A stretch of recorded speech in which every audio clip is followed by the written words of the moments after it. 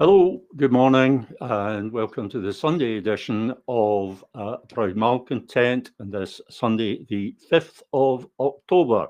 I'm Pete Bell, and I am a proud malcontent. On the promo for today's show, it said that I was going to be talking about how the independence campaign, I was thinking actually about how I have aged, because when it comes to the election next year, I'll have been working on this campaign, what I call the modern age of the independence campaign, for 15 years.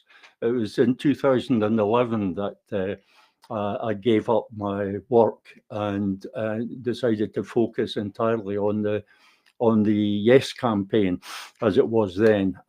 15 years now. 15 years, it's a long time. And I was thinking about how I have aged and how I've developed, and also how the independence movement itself has aged. And it has to be said, it has not aged well.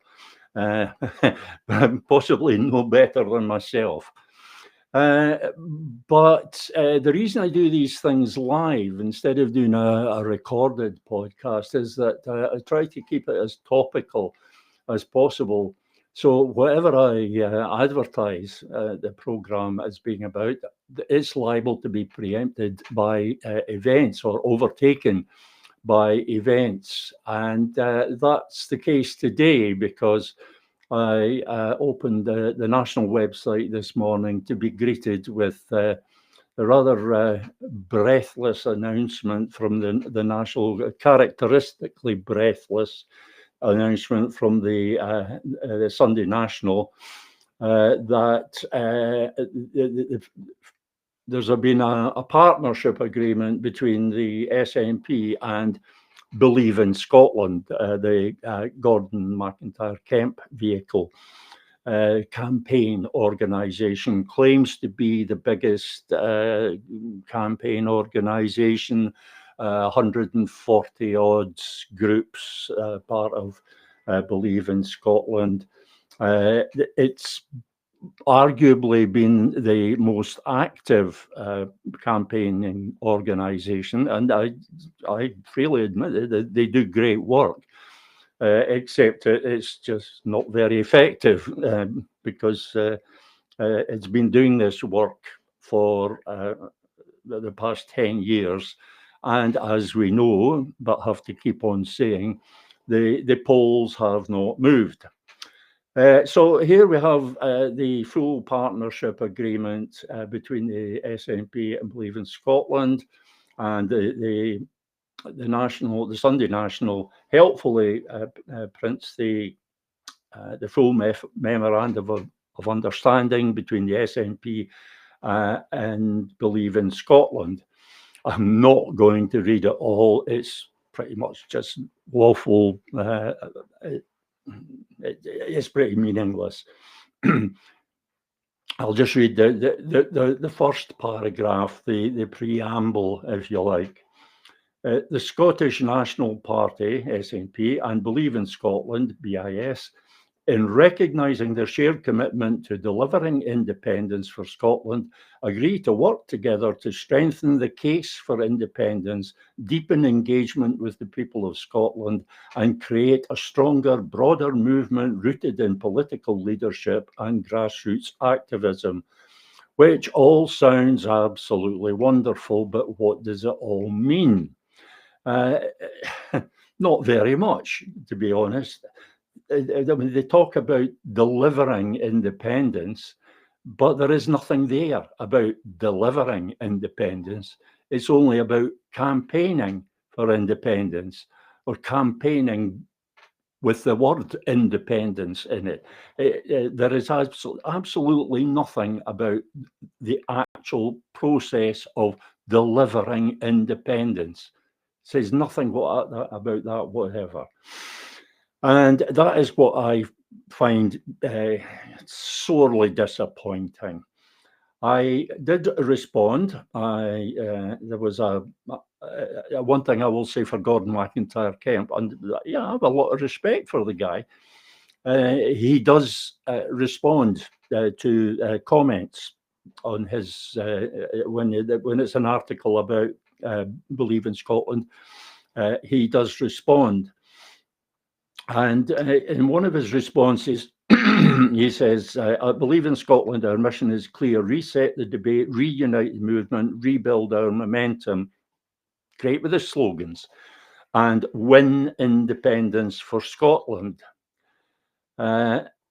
This agreement is a first step in that process. It demonstrates the SNP's willingness to collaborate more closely with the grassroots, whilst affirming Believe in Scotland's role as a non-party movement. Sorry, a non-party movement-wide umbrella organisation for the independence campaign. This is not about aligning with any one political party, but rather the first step in our plan to reunite the entire Yes movement and get the campaign for Scottish independence back on the front foot again. BIS has already approached Scotland's other independence supporting parties with parliamentarians in their ranks, and after positive initial conversations, we are optimistic about progressing our working relationships with them soon. In addition, we will continue reaching out to non-party Yes organisations to explore opportunities for working together, building a broad, inclusive campaign powered by Scotland's civic voice, blah.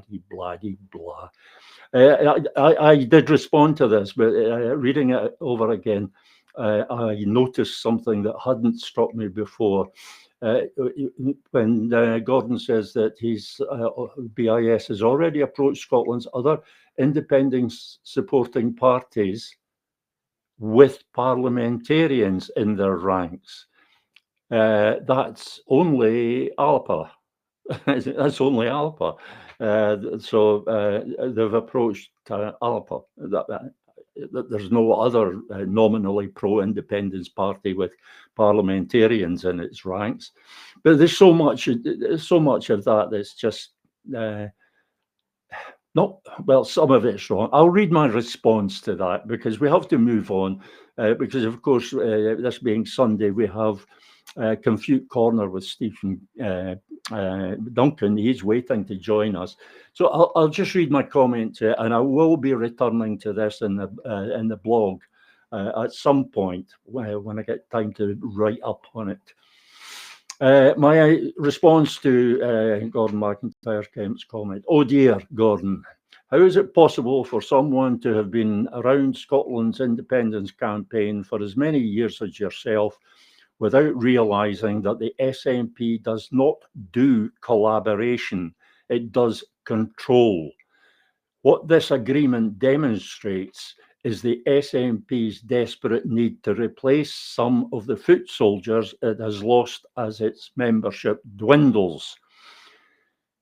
Swinney will also be looking to blunt what might have become an irksome thorn in his party's side as it settles in for another 5 years.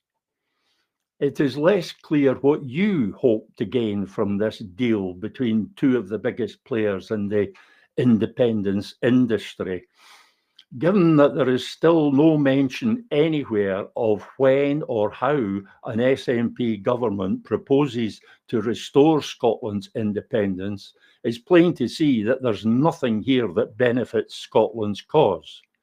On the contrary, what this partnership promises is consolidation of the campaign strategy, in quotes, which has been failing to increase support for independence for more than a decade.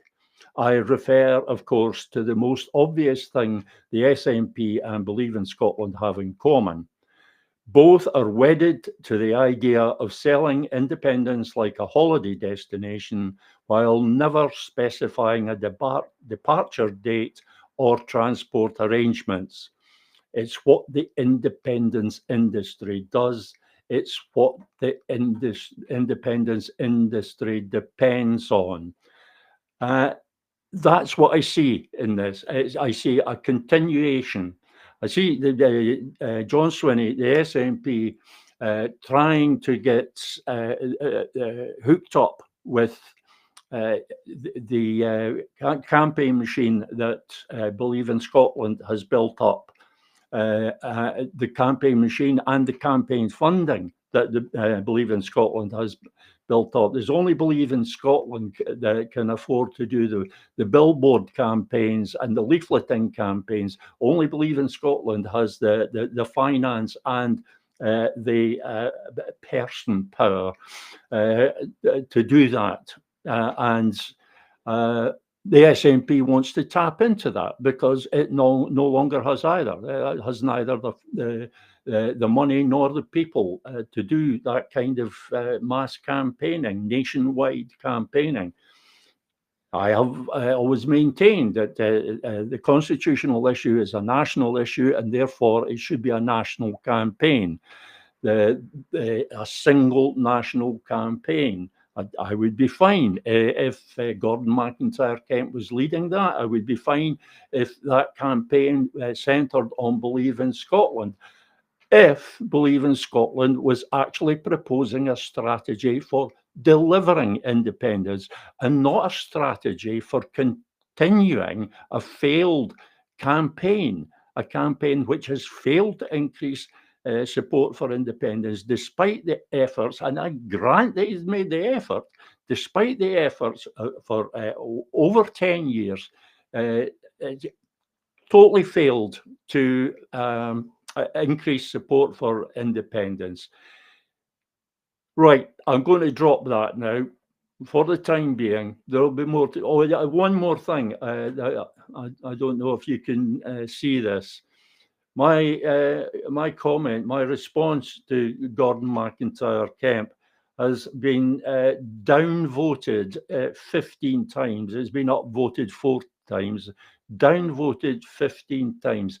Now, that actually doesn't say all that much about my comment. It says a hell of a lot about the state of the independence campaign.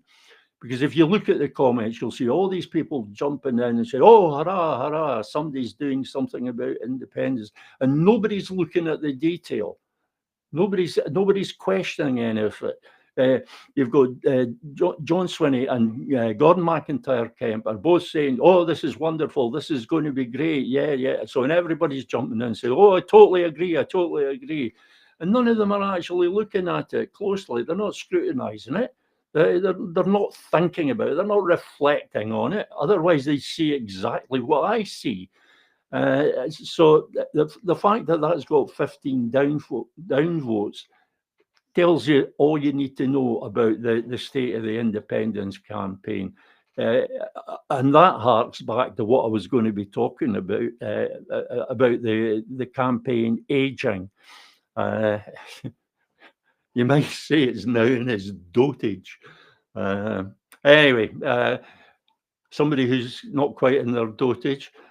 Stephen Duncan, let's see, where are you? There's Stephen. Hi, good to see you, Stephen. Hi, welcome. Welcome.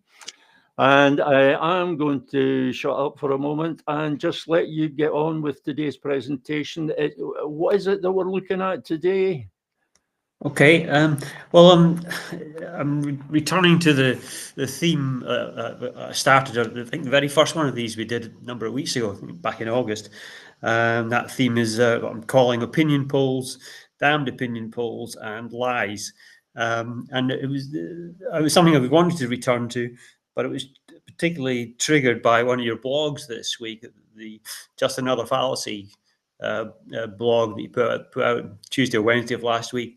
And that referenced a commentator or a commenter that you quoted that said that yes had been 33% at the level of 33% in January of 2012, and currently it's now somewhere in the range of 48% to 50% in a poll of polls.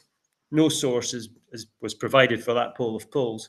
I'm paraphrasing slightly, but I found it quite misleading, and so that sort of led me on to look at this in terms of the sort of references that people make to today's level of yes support compared to where it was in 2014, and the fact that it's been quoted as being a fact that it's the level of support is a lot higher now than it was in 2014. So I'm going to have a look at that and see where we see what the reality is.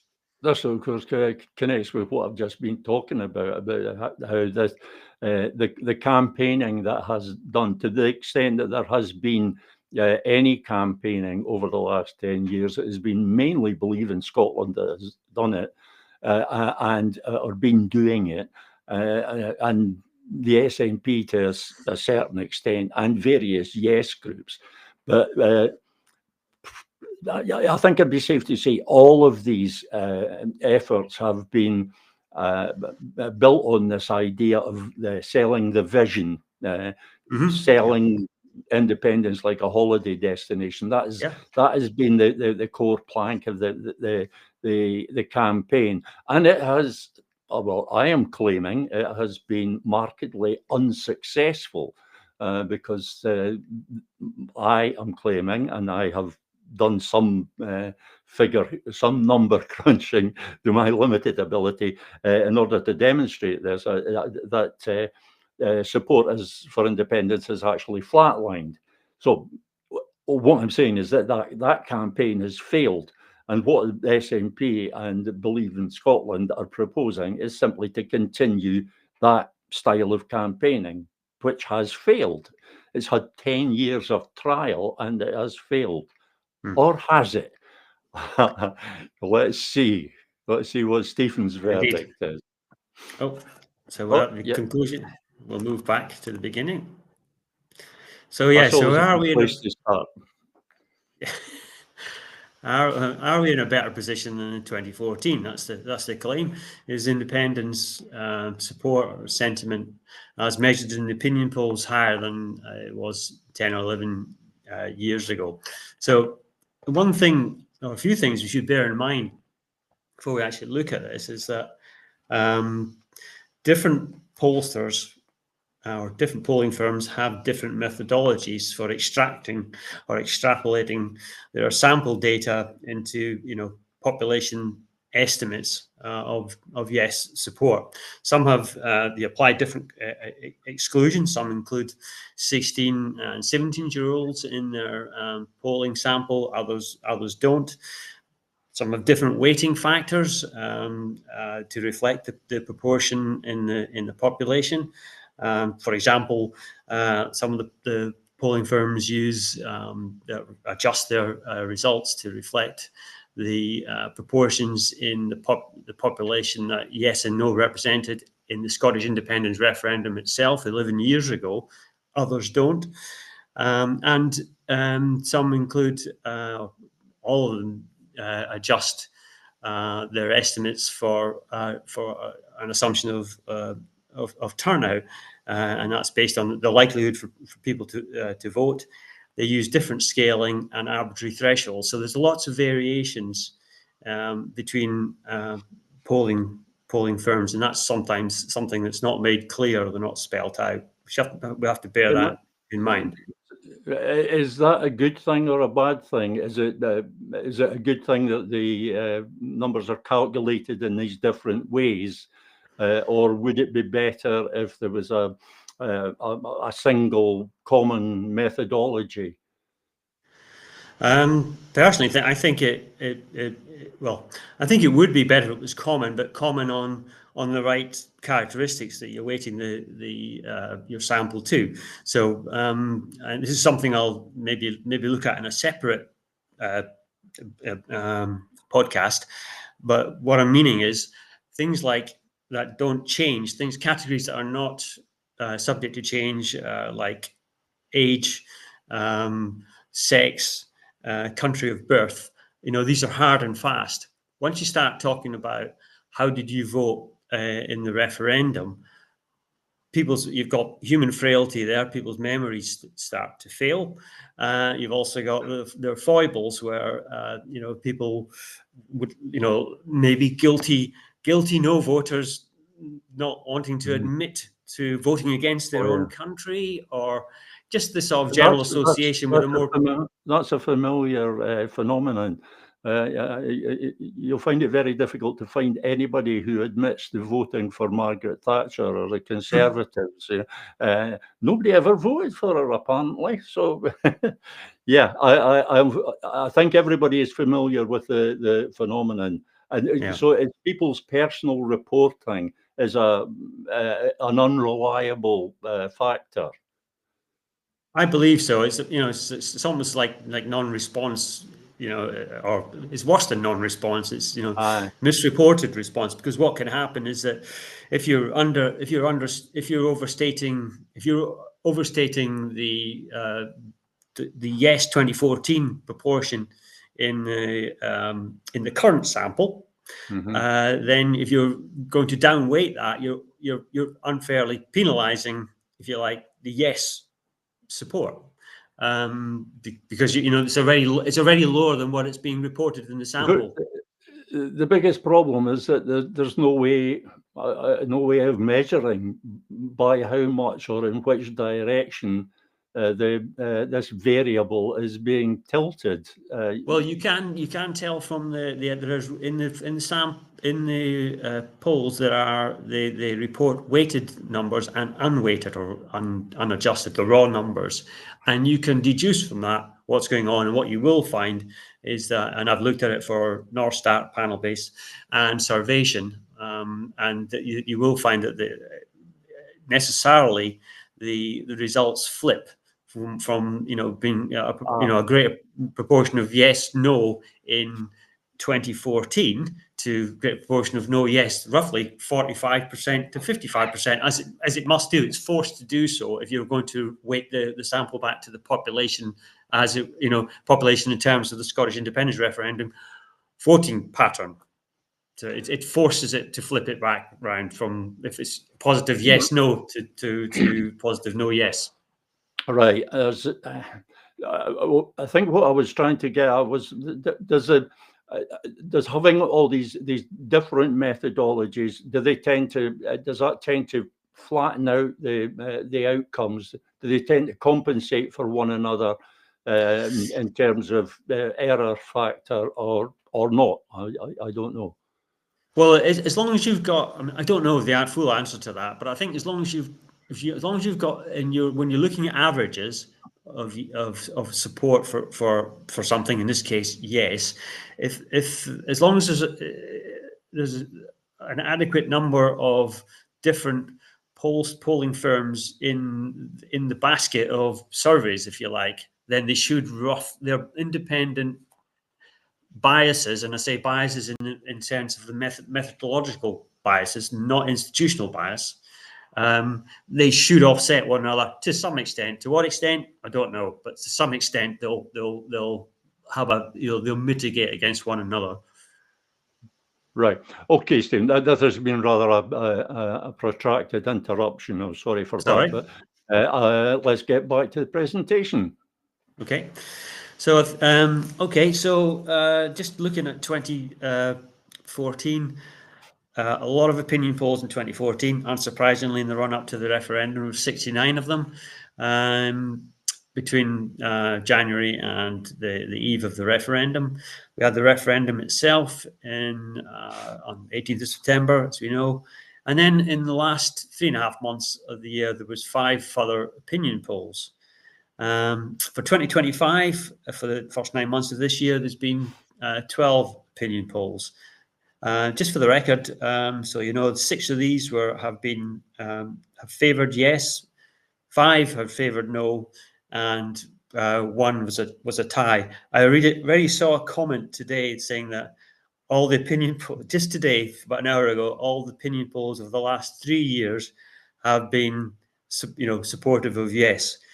It's not even true for this year. That's a side issue.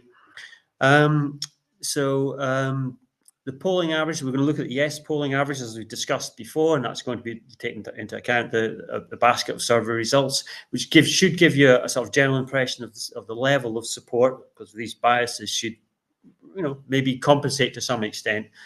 We'll also look at selected pollster survey results and compare them on a like-for-like basis. That should give you an impression of what the trend has been. There's one point here. You're talking about this misrepresentation of the support for yes, or misleading accounts of the support for yes, such as what you were saying. Somebody claiming that every opinion poll for the past 3 years.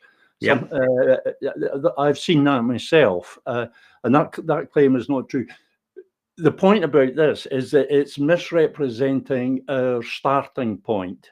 So if you're planning a campaign, you like a journey, you have to know where you're starting from.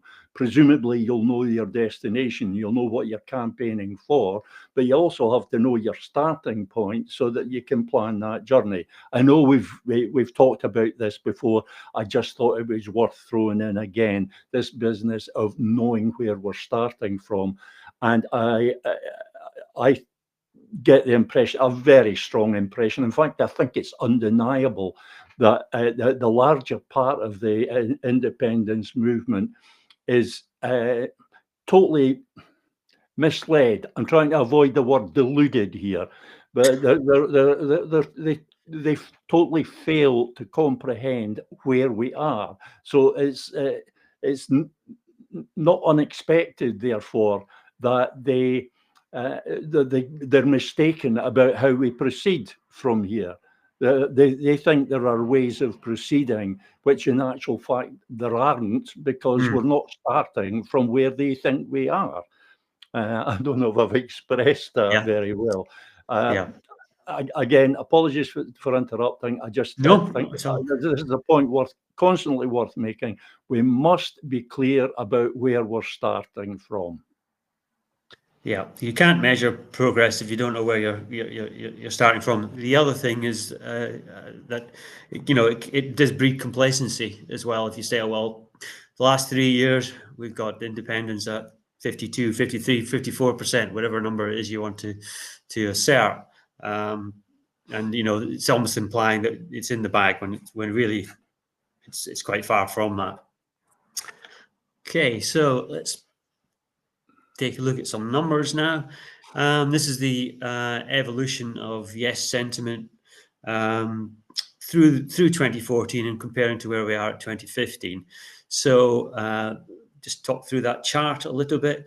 The dotted red line is the 44.7% that was achieved in the independence referendum.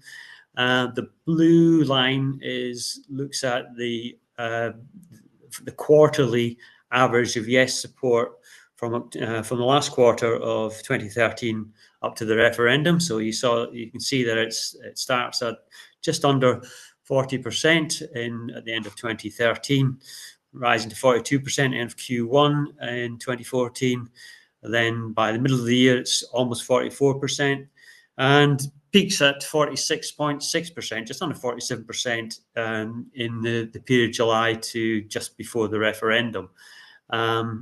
And then falls back to the actual result itself, and it's clearly it's higher in the 12 opinion polls that we've had in the 9 months of this year. It's just over 50%. So the claim that it's higher than 2014, yes support that is currently, is true when you look at it in terms of the first 8.5 months of 2014, where the average was 44.6%, almost the same as what actually turned out to be in the referendum. And it looks like it's increased by 5 percentage points roughly since that time. So, but is it worth stating or clarifying at this point that there's a margin of error with all these polls? So that if the claim is that it's been 53, it's been at 53%, and something else says it's at 50%, both can actually be true, because that's within the margin of error. And my own take on it is that for the last 14 years, for the last 11 years, since 2014, the real figure has been within margin of error of the figure that you were talking about, 47%.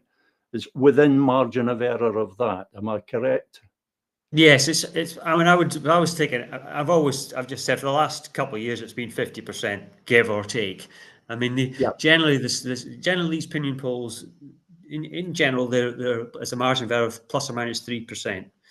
That means that given the size of the sample, if it's around about 1,000 in the sample, you are 95% certain that the actual population level of support for yes is plus or minus 3% of whatever you come up with in your sample estimate for yes. Right.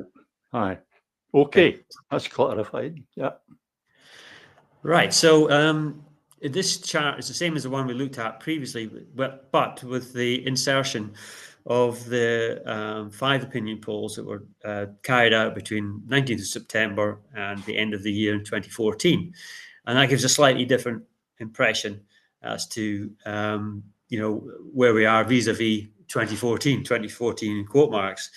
In the last quarter, you can see the momentum of the referendum, or perhaps some guilty no voters feeling a bit of remorse for voting the way they did, and maybe also people's back being got up because of the speech that David Cameron made on the morning after the referendum, that the opinion polls carried on rising up till over 50% by the end of the year. So compared to that, it's more or less flat since then. I mean, the 12 opinion polls this year, it's more or less the same level, slightly below, but as you say, margin of error means 0.3% is nothing. It's flat. It's certainly not higher than the last quarter of 2014. There's a little table on the bottom left there. So that's looking at all the opinion polls that have been were carried out in these particular dates. On the bottom left table there, I've got the results of the polls that were carried out by pollsters that were active in both periods only. So we're looking at 5 opinion polls carried out in the last quarter of 2014. They were done by Norstat, Panel Base, YouGov, and Survation. And of the 12 opinion polls that were carried out in 2025, 8 of them were carried out by these same 3 firms this year. So overall, well, looking at them one by one, Panel Base showing a bit of an increase, 1.5% between the 2 periods. YouGov is showing a sizable decrease, 6 points reduction, and Survation is more or less the same. Overall, about just over 1% lower this year compared to the final quarter of 2014. So when you look at it on a like-for-like basis, it's we're a bit, yes is a bit lower. It's more significantly lower than it is when you look at it at the overall average level. And the reason for that is that there are of the other 4 opinion polls that were carried out this year, 8 plus 4 equals 12 opinion polls.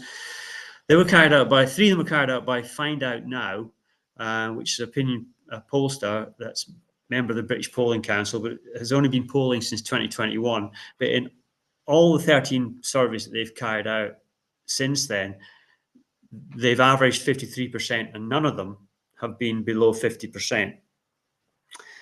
And Ipsos carried out the other opinion poll, and they've had 14 surveys since 2019.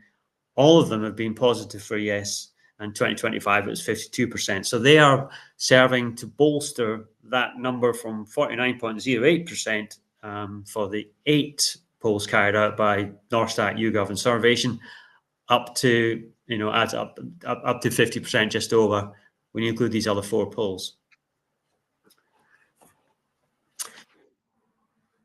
But you've no way, presumably, of knowing, is that a distortion? Are these they can't all be outliers. Which is the correct? I use that term advisedly. Which is the correct term here? Comparing like with like in terms of pollsters, or just comparing the numbers against one another, which is likely to be more true? Well, I prefer if you're looking for trends, for for changes, you should always compare like with like. If you're looking for changes, when you want to find the level of support, it really depends on the method, the methodology that's been employed. The stuff I went through earlier on about the exclusions, about the weighting factors, about the turnout filter that's applied.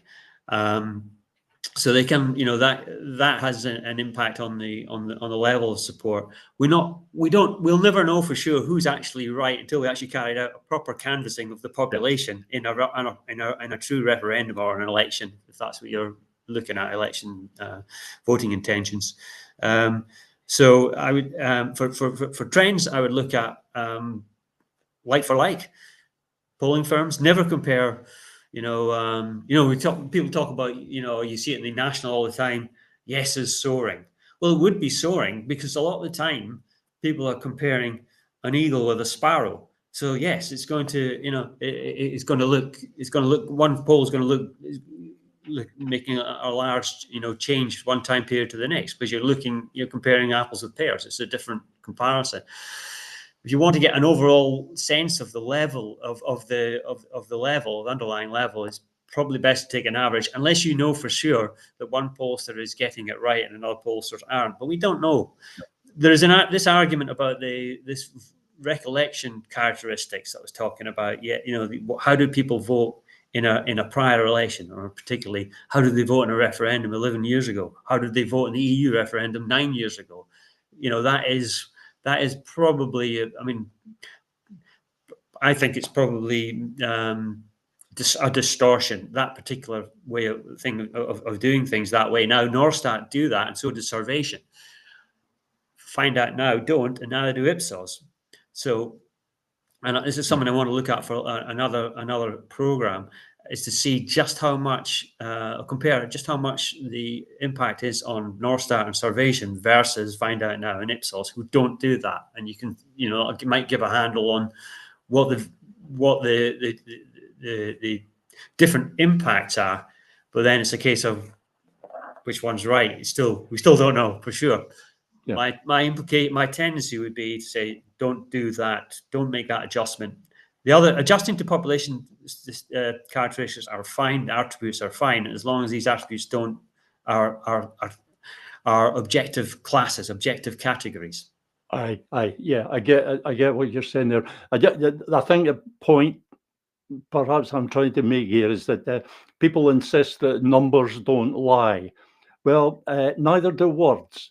Words have to be selected and arranged in a certain way in order to become a lie or a deception. And it works exactly the same for numbers. There are perhaps fewer ways of arranging numbers to be deceptive. I don't know. But numbers can lie, or they can deceive. So when you see somebody saying the numbers for yes are soaring, then always take a close look at what they're comparing, because it can be deceptive. Yeah. Right. Okay, so we'll move on to the conclusion. I'm just going to come around to these points you were making. So, is support for Scottish independence higher than 2014? I would say that's a half truth. Depends what your benchmark is. So clearly, up until the first 9 months of the year, and up to including the referendum, support is higher. Would appear from all the opinion polls than it was at that time. But it's not higher than compared to the last quarter of 2014. So the comparison of snapshots can provide a different interpretation depending on A, what the benchmark is that you're referencing, and B, the composition of the basket of surveys that are included in the assessment, as we've previously discussed. So this, that can be used, to distort, deceive, and slant the facts. And numbers can be used just like words. And the consequences of the manipulation and publishing of partial information is that it brings the sample survey statistics for estimation of population parameters into disrepute, makes my job harder. It gives a false sense of reality. This complacency that I was talking about, it can do. A common refrain from people is I don't believe the polls, when really what it should be more accurately, I don't believe that particular reading of the polls. I would just say that I think in common with what you were implying just a couple of minutes ago, Peter, to people when they're looking at reports of opinion polls is, always check what the commenter or commentator's agenda is, if there is an agenda. Are they trying to, justify a spurious argument with selective facts and figures? And are they using them, are they referencing, credible sources? I would just say, look out for that. Don't take things at face value. Just dig in around about it. That's how I found out about some of these things. And just be vigilant. Yeah, exactly what you're saying. A couple of things come to mind.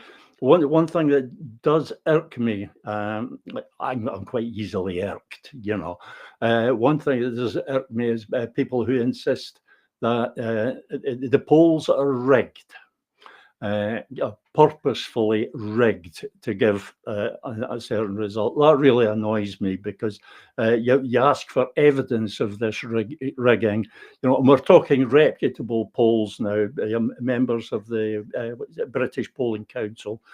The methodology is published, the raw data is published, so if they're rigged, then the evidence should be there. So show us the evidence. Can we state categorically that the polls are not rigged? Another factor, of course, in this is that these firms make their money from being right about things. They have to be reliable. They have to be trusted, because they're making their money doing polling for businesses. And if they're found to have been rigging the polls, then it's going to cost them business. It's probably going to cost them all of their business. So, yeah, can we state categorically that the polls are not rigged? Got a question from me? Yeah. Aye. Well, yeah. I mean, unless yes, we can, until somebody shows evidence that they are. The person making the claim that they are has, the onus is on them to provide that proof, rather than just, make a, unsubstantiated, comment, conspiratorial comment. As you say, all these firms, all the ones we quoted here, are all members of the British Polling Council. You can look them up. There's I don't know how many there are. There's quite a lot of them. They're all there. But you do see these comments. A favorite one, a favorite annoying one of mine is when YouGov, who are when they produce a poll, YouGov are generally show yes sentiment at a lower level than other pollsters. In the same ways that Find Out Now generally shows at a higher level, right? But when they do, and say the opinion poll goes from 47% yes to 46% yes, and the last one to the current one, you'll see it in the national, all the comments, well, it's the British own that one. It's run by a member of the Conservative Party, founded by a Conservative Party member, the former minister Zawahiri, can't remember his first name, but he founded it. That's true, but that doesn't make it. He's not running it, and even if he did, as you pointed out, they've got a business to run. As soon as they start distorting the numbers or rigging it, then they would lose credibility and the business would close overnight. Yeah. But at the same time, these same people, if the opinion poll went the other way from YouGov from 47% to 49%, there will be, great claims of, here we go, independence just around the corner, things are going great. I've seen it, and it's very annoying, and there's no reasoning for it, no rationale. So the evidence, I see no evidence of any rigging from polling companies. If there is, that'll change my mind, but somebody has to provide it. Yeah. So the answer to anybody who claims that the polls are rigged is a two-word answer. No. The other two-word answer: prove it. Or you can go with the first word, two-word answer if you like. You probably find this familiar as well. If you do that, if you go with either one of the possible two-word answers, the response that you tend to get is, "Oh, so you believe that there's no, and you believe all the polls, you believe everything that you're." No, I don't believe the polls. I take them as an indicator. I take them. I don't look at a single poll and say, "Oh, look, that is prophesying what the result will be." No, polls are useful for tracking trends, but none of them are predictions. Yeah, that's right. Yeah. It's just it's a snapshot at a point in time. So if you're asking somebody how do you intend to vote this time 6 months away, that's only today's indicator. It doesn't mean to say that they're actually going to do that. You have to keep asking the question up to the eve of the actual formal poll. One further thing while you're here, Stephen. As you know, I've had my own very simple, very rough and ready way of indicating the comparative level of support for yes between 2014 and now, whenever now is. And all I do, and it is simplistic as well as simple, but I think it's perfectly valid. And but I get a lot of stick for doing this. But what I do is I take a certain number of polls after the referendum, say 10, and average them. And then I take the same number of the most recent polls and average them and compare those two numbers. And every time I've done that over many years, every time I've done that, the level has been within that plus or minus 3 points. So the question for you as a professional statistician retired, is that a valid comparison? Is it a simple calculation that people can do for themselves without knowing anything about statistics? Yeah, they can do. And I think the only one thing to bear in mind is, that like-for-like comparison, just to go reference that like-for-like comparison on the presentation I made, is that as long as you don't have in any one of the two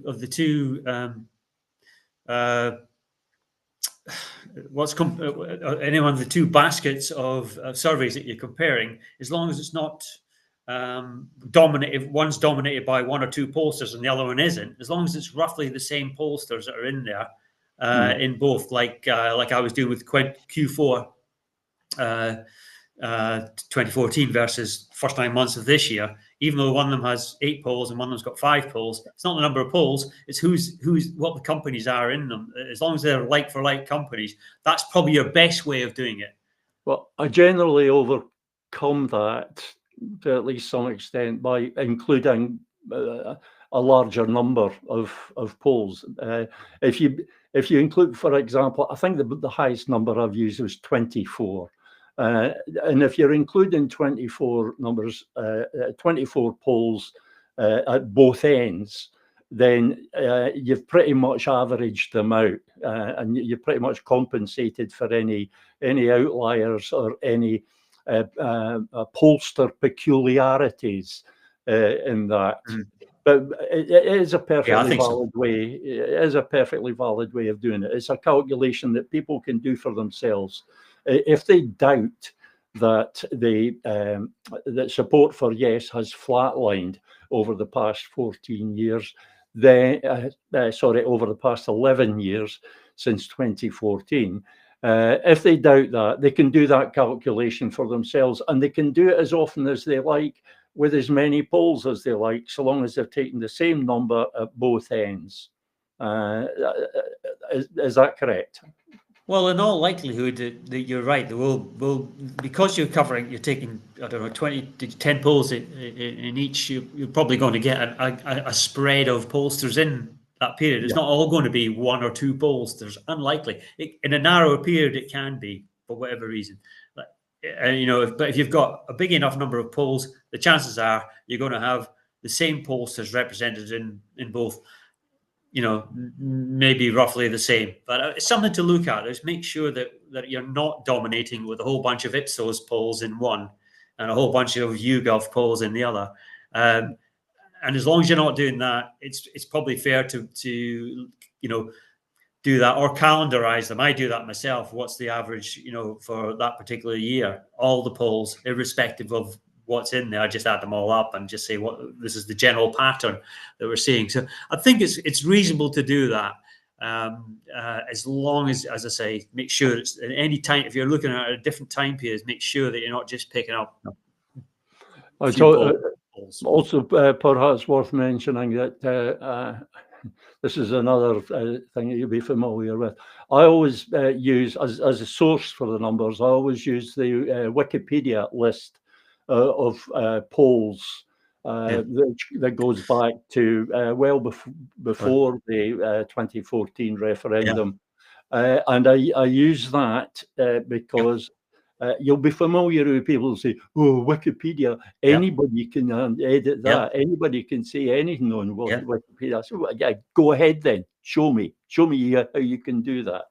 No, the Wikipedia list is very reliable because they only list polls that ask a standard question, and they only list pollsters who are registered with the British Polling Council, and they give sources for all the data. Down at the bottom, there's all the footnotes with all the sources for the data. So